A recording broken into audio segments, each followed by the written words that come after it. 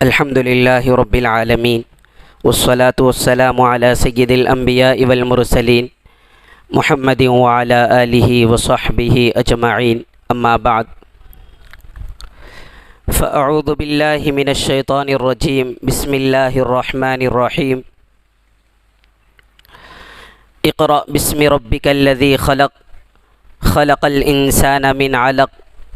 اقرأ وربک الاکرم الذي علم بالقلم علم الإنسان ما لم يعلم صدق الله العظيم وقال النبي صلى الله عليه وسلم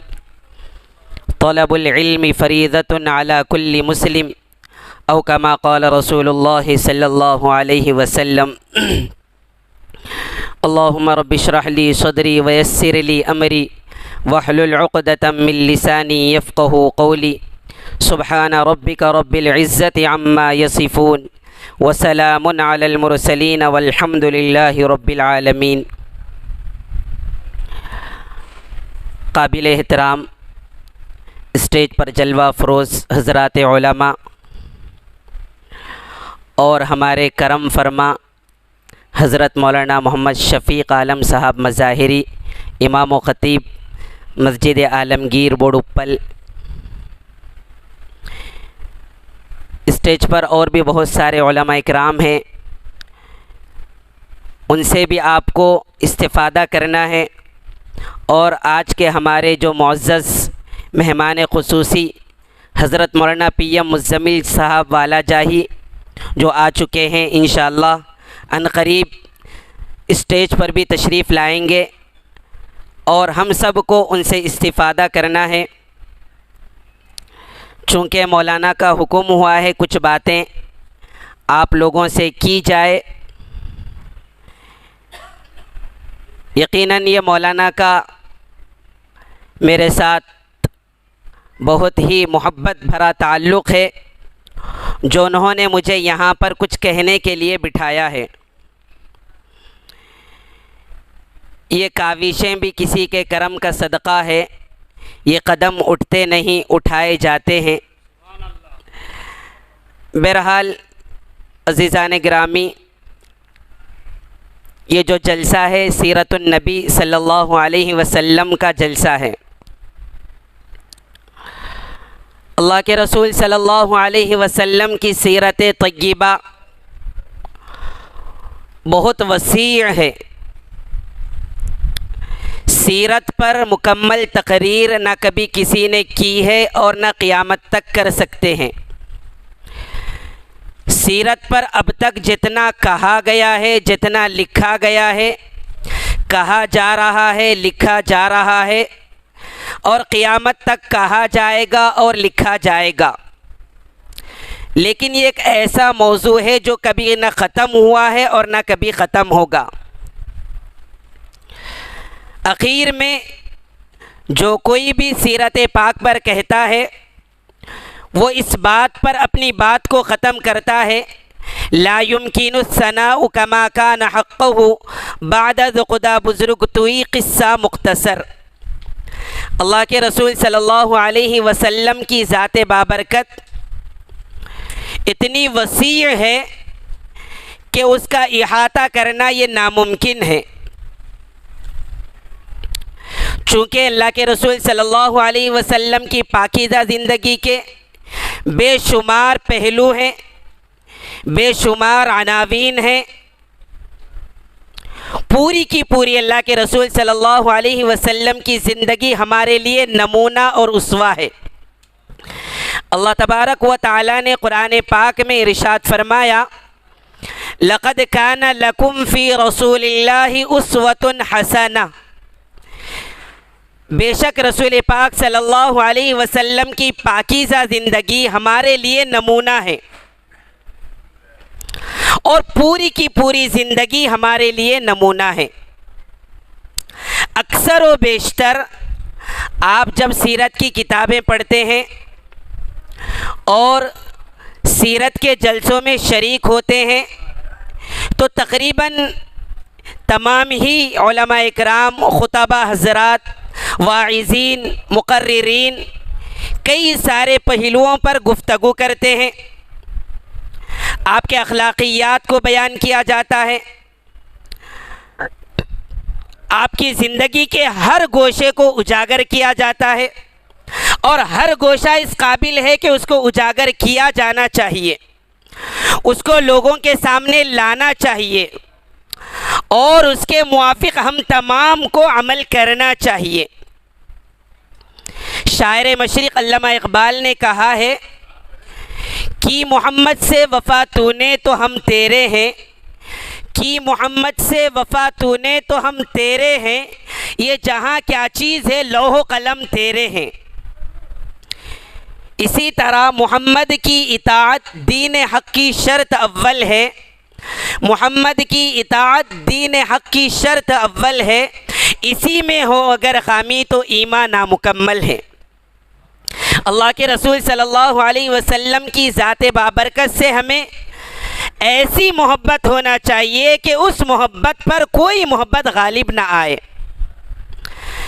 اگر ایسا ہے تو ہمارا ایمان کامل اور مکمل ہے، اگر ایسا نہیں ہے تو ہمارا ایمان کامل اور مکمل نہیں ہے۔ ایک صحابی اللہ کے رسول صلی اللہ علیہ وسلم کی خدمت میں تشریف لائے اور انہوں نے کہا متی الساعہ یا رسول اللہ، اے اللہ کے رسول صلی اللہ علیہ وسلم قیامت کب آئے گی؟ آپ علیہ السلام نے فرمایا ما اعددت لہا، تم نے قیامت کے لیے کیا تیاری کی ہے؟ ظاہر سی بات ہے کہ آدمی جب کسی چیز کا سوال کرتا ہے تو سوال اسی وقت کرتا ہے کہ اس کے جواب کے لیے وہ خود پہلے سے حاضر ہو۔ تو اللہ کے رسول صلی اللہ علیہ وسلم نے فرمایا ما اعددت لہا، تم نے قیامت کے لیے کیا تیاری کی ہے؟ اللہ کے رسول صلی اللہ علیہ وسلم سے اس صحابی نے فرمایا ما اعددت لہا من کثیر صلاۃ ولا صوم ولا صدقۃ، اے اللہ کے رسول صلی اللہ علیہ وسلم میرے پاس زیادہ نمازیں نہیں ہیں، میرے پاس زیادہ روزے نہیں ہیں، میرے پاس زیادہ صدقہ خیرات کیا ہوا مال نہیں ہے جس کی وجہ سے میں قیامت کی تیاری کر چکا ہوں، لیکن اے اللہ کے رسول صلی اللہ علیہ وسلم میرے دل میں اللہ اور اس کے رسول کی محبت سب سے زیادہ ہے۔ میرے پاس روزے نہیں ہے، نماز نہیں ہے، تہجد نہیں ہے، صدقہ خیرات نہیں ہے، لیکن میرے پاس اللہ اور اس کے رسول سے محبت سب سے زیادہ ہے۔ تو اللہ کے رسول صلی اللہ علیہ وسلم نے فرمایا انت مع من احببت، کل قیامت کے دن تو ان لوگوں کے ساتھ ہوگا جن سے تو نے سب سے زیادہ محبت کی ہے۔ اس لیے میرے بھائیوں، ہمیں اعمال کے ساتھ ساتھ جو ہمارے ظاہری اعمال ہے، نماز، روزہ، صدقہ خیرات، حج، عمرہ وغیرہ وغیرہ وغیرہ، ان تمام اعمال کو کرنے کے ساتھ ساتھ ہم اپنے دل کو اللہ کے رسول صلی اللہ علیہ وسلم کی محبت کے ساتھ ایسا جوڑ لیں، ایسا پیوست کر لیں کہ ہمارے دل میں اللہ کے رسول صلی اللہ علیہ وسلم کی محبت دنیا کی تمام محبتوں سے غالب ہونا چاہیے، تبھی جا کر ہمارا ایمان کامل اور مکمل ہوگا۔ بہرحال عزیزان گرامی، چونکہ سیرت النبی کا عنوان اس جلسے کو دیا گیا ہے اور سیرت کے بے شمار پہلو ہیں، میں آج آپ کے سامنے مختصر الفاظ میں ایک ایسے پہلو کو آپ کے سامنے رکھنا چاہتا ہوں جو پہلو اللہ کے رسول صلی اللہ علیہ وسلم کی ذات کے ساتھ بھی ہے اور اللہ کی ذات کے ساتھ بھی ہے، اور ہمارے لیے اس زمانے میں سب سے زیادہ ضرورت اور سب سے زیادہ اہمیت کا حامل ہے۔ ہم اللہ کے رسول صلی اللہ علیہ وسلم کے اخلاق کو سنے ہیں، ہم اللہ کے رسول صلی اللہ علیہ وسلم کے جہادی پہلو کو سنے ہیں، آپ کی جلوت کے حالات کو سنے ہیں، آپ کے خلوت کے حالات کو سنے ہیں، اور اللہ کے رسول صلی اللہ علیہ وسلم کا ہر گوشہ ہمارے سامنے ہے۔ آپ علیہ السلام کی ذات سے جڑا ہوا ایک گوشہ وہ ہے جو ایجوکیشن سے تعلق رکھتا ہے، جو علم سے تعلق رکھتا ہے، جس علم کو دے کر اللہ کے رسول صلی اللہ علیہ وسلم کو اللہ نے بھیجا ہے۔ ہم سب یہ جانتے ہیں آپ علیہ الصلاۃ والسلام جس وقت دنیا میں تشریف لائے اس وقت زمانے کی کیا حالت تھی، مکہ کی کیا حالت تھی، مکہ والوں میں آخر وہ کون سی برائی نہیں تھی جو ان میں نہیں پائی جاتی تھی؟ شراب پینا ان کی عادت تھی، زناکاری ان کی عادت تھی، آپس میں لڑنا جھگڑنا ان کی فطرت تھی۔ یہ ساری کی ساری برائیاں اللہ کے رسول صلی اللہ علیہ وسلم کے دنیا میں آنے سے پہلے ان کے اندر پائی جاتی تھی۔ اللہ کے رسول صلی اللہ علیہ وسلم کو اللہ نے نبی بنا کر بھیجا ہے، اور جب آپ کو نبوت دے دی گئی ہے اور اللہ تبارک و تعالیٰ نے انسانی شکل میں پیغمبر عالم صلی اللہ علیہ وسلم کو آخری نبی بنا دیا ہے، آپ آخری نبی اور رسول ہیں، اب آپ کے ساتھ اللہ تبارک و تعالیٰ نے بطور نمونے کے آپ کو بنایا ہے، اور بطور پڑھنے کے، بطور یاد رکھنے کے، انسان کو دیکھیں اور اس کی سیرت کو ہمیشہ کے لیے محفوظ کیا گیا ہے قرآن پاک کی صورت میں اور احادیث مبارکہ کی صورت میں۔ آپ علیہ الصلاۃ والسلام کی سیرت طیبہ اس وقت تک مکمل نہیں ہو سکتی جب تک آپ کے ساتھ آپ کے لائے ہوئے کلام پاک کو ذکر نہ کیا جائے، آپ کی احادیث مبارکہ کا تذکرہ نہ کیا جائے۔ تو جب اللہ تبارک و تعالیٰ نے آپ کو نبی بنا دیا، نبی بنانے کے بعد اللہ تبارک و تعالیٰ نے جب چاہا کہ آپ کے اوپر قرآن کریم کا نزول ہو، اللہ تبارک و تعالیٰ نے قرآنی آیتوں کو نازل فرمانے کا ارادہ کیا۔ اب ہماری عقل یہ کہتی ہے کہ آپ علیہ الصلاۃ والسلام جس وقت دنیا میں تشریف لائے معاشرہ بگڑ چکا تھا، لوگ ایک دوسرے کے خون کے پیاسے تھے، انسانیت ختم ہو چکی تھی۔ ہماری عقل کہتی ہے کہ قرآن کریم میں سب سے پہلے اخلاق کے بارے میں آیتوں کا نزول ہونا چاہیے، یا آپ کے بعد آپ علیہ الصلاۃ والسلام کے دور میں یتیموں پر ظلم کیا جا رہا تھا، غریبوں کو پیٹا جا رہا تھا، انسان کو غلام بنا لیا جا رہا تھا۔ تو ہماری عقل کہتی ہے کہ ایسے موقع پر یا تو انسانیت کی فضیلت کو بیان کیا جائے، ایسی آیتیں نازل ہونا چاہیے، یا ہماری عقل کہتی ہے کہ بیواؤں کے حقوق کو بیان کیا جانا چاہیے، یا ہماری عقل کہتی ہے کہ شراب کی برائی کے بارے میں بیان کیا جانا چاہیے، زناکاری کی مذمت کو بیان کیا جانا چاہیے، لیکن ایسا نہیں ہوا۔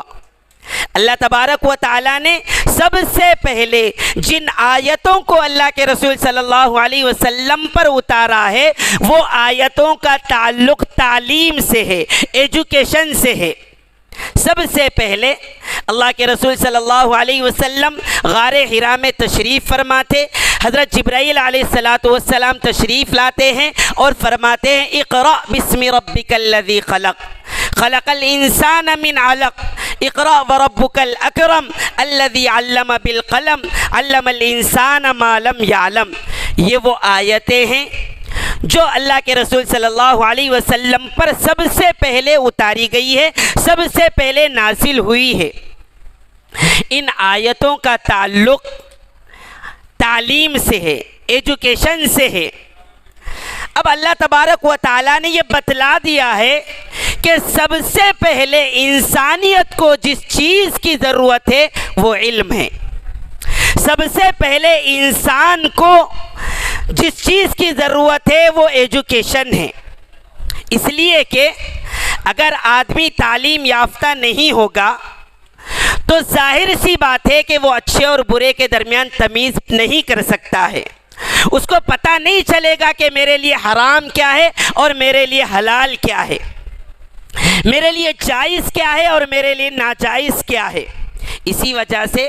اللہ تبارک و تعالیٰ نے قرآن پاک میں دوسری جگہ پر اہل علم کے اور جہلا کے مرتبے کو بیان کیا ہے۔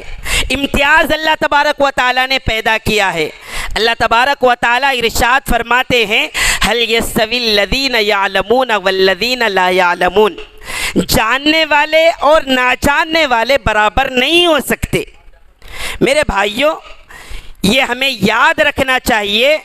کہ علم بہت ضروری چیز ہے۔ جس آدمی کے اندر علم ہوگا، جو آدمی علم سے آراستہ ہوگا، وہ آدمی اللہ کے رسول کے مقام کو جانے گا، اللہ کے مقام کو جانے گا، ماں کے مقام کو جانے گا، حلال اور حرام کے اندر تمیز پیدا کرے گا۔ اور جو آدمی علم سے ناآشنا ہے، جس کا علم سے کوئی تعلق نہیں ہے، اس کو پتہ نہیں ہوتا ہے کہ اللہ کے رسول کا مقام کیا ہے، اللہ کا کیا مقام ہے، ماں باپ کا کیا مقام ہے۔ اس لیے اللہ تبارک و تعالیٰ نے سب سے پہلے قرآن پاک میں جن آیتوں کو نازل فرمایا ہے وہ تعلیم سے تعلق رکھتی ہیں۔ اللہ تبارک و تعالیٰ نے فرمایا اقرأ بسم ربک الذی خلق، پڑھیے اپنے رب کے نام سے، الذی علم بالقلم، جس نے انسان کو سکھلایا ہے علم قلم کے ذریعے سے، وہ چیز سکھلایا ہے ما لم یعلم، جو انسان نہیں جانتا تھا۔ بہرحال میرے بھائیوں، علم بہت ہی ضروری چیز ہے، اور اللہ کے رسول صلی اللہ علیہ وسلم اگرچہ کہ کسی کے پاس آپ نے علم حاصل نہیں کیا ہے،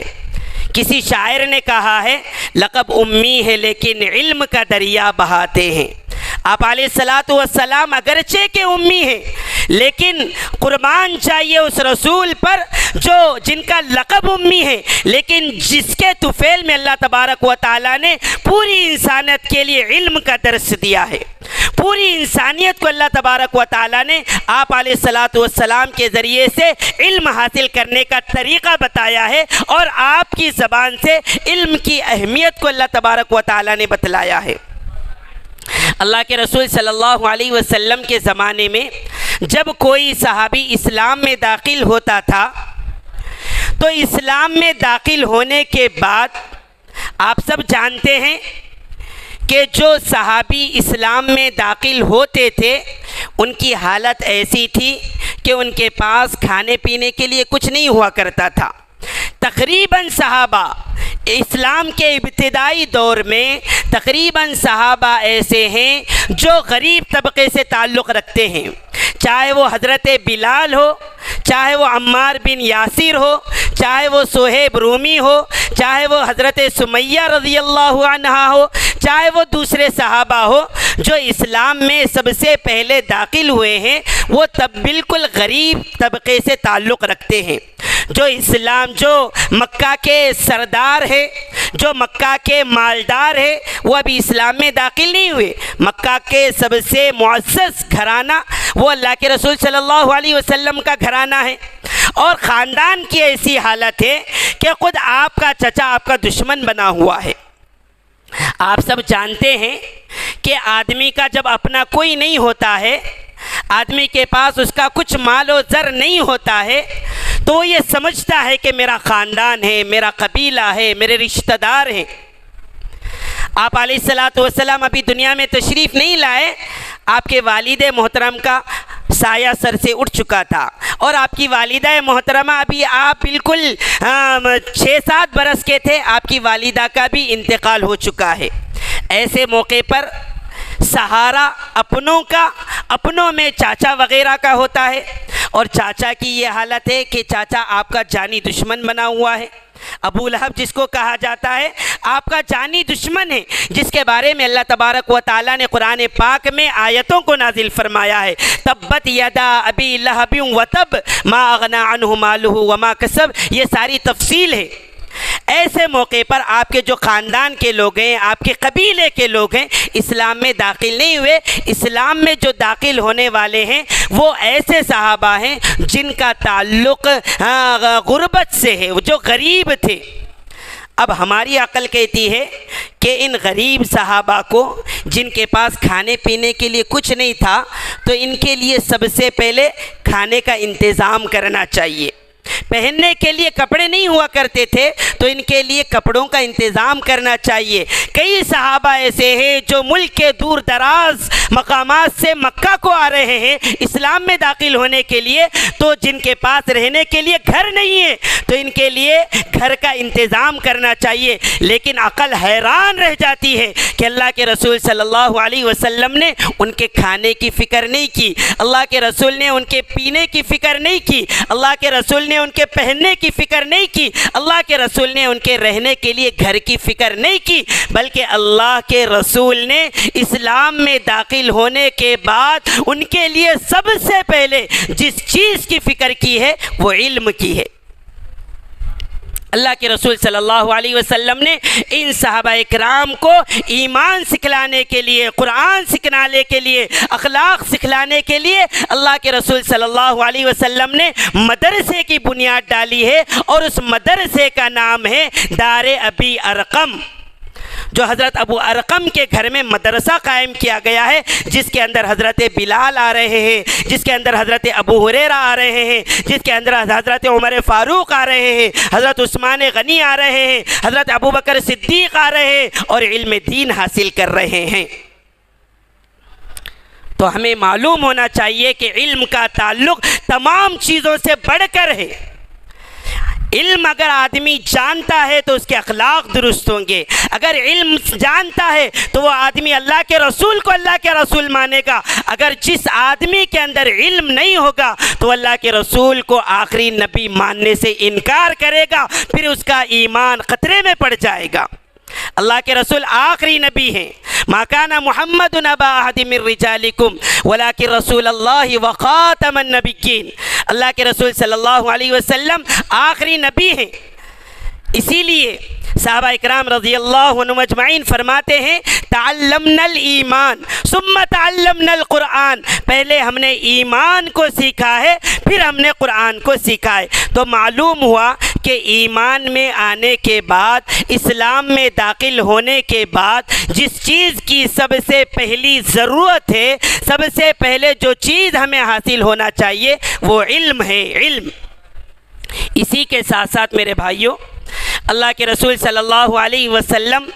جب مکہ سے مدینہ تشریف لے گئے، آپ کو تھوڑا سا غور سے سنیں، باتیں وغیرہ بند کر دیں، بڑی کام کی باتیں ہیں، ہمیں سننے کی ضرورت ہے اور اس پر عمل کرنے کی ضرورت ہے۔ اللہ کے رسول صلی اللہ علیہ وسلم جب مکہ سے مدینہ گئے، ہجرت کر گئے، مدینہ جانے کے بعد آپ کے ساتھ کئی صحابہ اکرام رضی اللہ عنہ اجمعین ہیں۔ جب آپ وہاں پر تشریف لے گئے، جانے کے بعد خود اللہ کے رسول صلی اللہ علیہ وسلم کی ایسی حالت ہے کہ آپ کے پاس اپنا کوئی گھر نہیں ہے۔ اللہ کے رسول صلی اللہ علیہ وسلم کی ایسی حالت ہے کہ آپ کے پاس اپنا کوئی گھر نہیں ہے، آپ کے پیٹ پر پتھر باندھے ہوئے ہیں،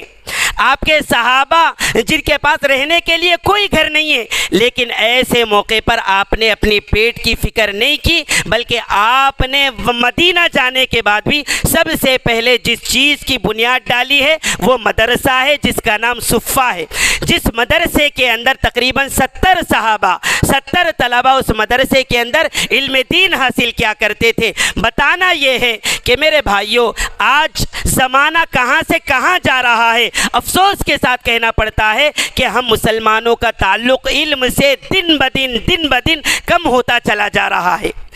ہم دینی علم کو تو چھوڑیے، دنیاوی علوم حاصل کرنے سے بھی ہم بہت پیچھے، تقریباً 2% طبقہ ایسا ہے جو علم حاصل کر رہا ہے، اور اس کے اندر بھی گنے چنے لوگ ایسے ہیں جو دینی تعلیم سے آراستہ ہیں۔ بہرحال میرے بھائیوں، آج سیرت النبی کے اس جلسے سے ہمیں غور کرنا ہے، یہ پیغام ہمیں عام کرنا ہے، ہمیں یہ جان لینا چاہیے کہ اللہ کے رسول صلی اللہ علیہ وسلم نے سب سے پہلے جس چیز پر زور دیا ہے وہ علم ہے۔ آج ہمارے لیے علم کو حاصل کرنا، اپنے بچوں کو علم دین سے اور دوسرے علوم سے آراستہ کرنا، یہ وقت کی بہت ہی زیادہ ضرورت ہے، تبھی جا کر ہم باطل کے جو طاقتیں ہیں، نت نئے فتنوں کا ہم مقابلہ کر سکتے ہیں، ورنہ ہم جاہل ہمیں پڑھنے نہیں آتا ہے، ہمارے اندر جہالت بھری ہوئی ہے، اور نئے نئے فتنوں کا اگر ہم مقابلہ کرنا چاہتے ہیں تو ہرگز نہیں کر سکتے۔ اللہ تعالیٰ سے دعا ہے اللہ تبارک و تعالی ہم تمام کو سیرت پاک پر اور اللہ کے رسول صلی اللہ علیہ وسلم کے اخلاق حسنہ پر دل و جان سے عمل کرنے کی توفیق نصیب فرمائے، اور اللہ تبارک و تعالی ہم تمام کو علم دین سے اور دنیاوی علوم سے آراستہ ہونے کی توفیق نصیب فرمائے۔